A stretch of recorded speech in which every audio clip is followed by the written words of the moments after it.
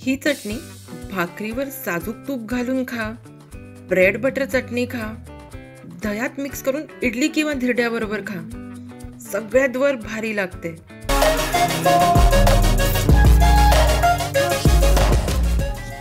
मधुगंधाज recipes मध्ये मनपूर्वक खूप खूप स्वागत आहे आपलं।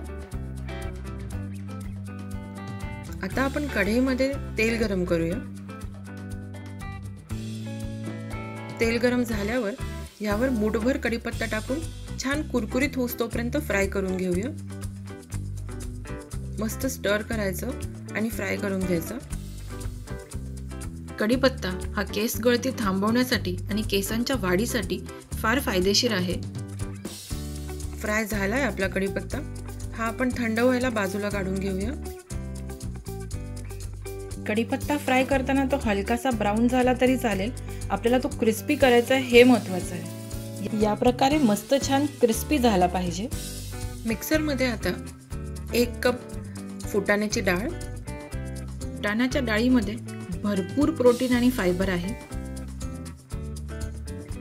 8 ते 10 लसणाच्या पाकळ्या,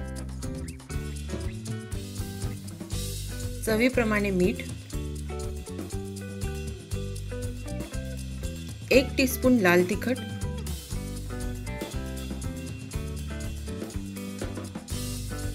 1 टीस्पून काश्मीरी लाल तिखट। अगदी कमी साहित्यात टेस्टी आणि हेल्दी चटणी आहे ही। क्रिस्पी फ्राय केलेला कढीपत्ता टाकून घेऊया। ह्याची आपण जाडसर पूड करून घेऊ, म्हणजे आपली चटणी तयार आहे। तुम्ही बघू शकता छान चटणी आपली तयार झाली आहे। मस्त ही कशाबरोबरही आपण खाऊ शकतो, नुसतं तेल चटणीही आपण पोळीबरोबर खाऊ शकतो। खूप छान आणि पौष्टिक लागते। भरपूर प्रोटीन आणि अँटीऑक्सिडंट्सनी भरलेली ही चटणी तुम्ही नक्की ट्राय करा। झटपट 5 मिनिटात होते, महिनाभर टिकते आणि मल्टीपर्पज वापरासाठी आहे।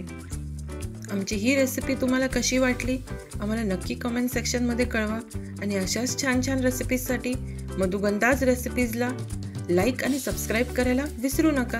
भेटूया आता आपण पुढच्या व्हिडिओमध्ये लवकरच। Eat healthy, stay blessed. Thank you.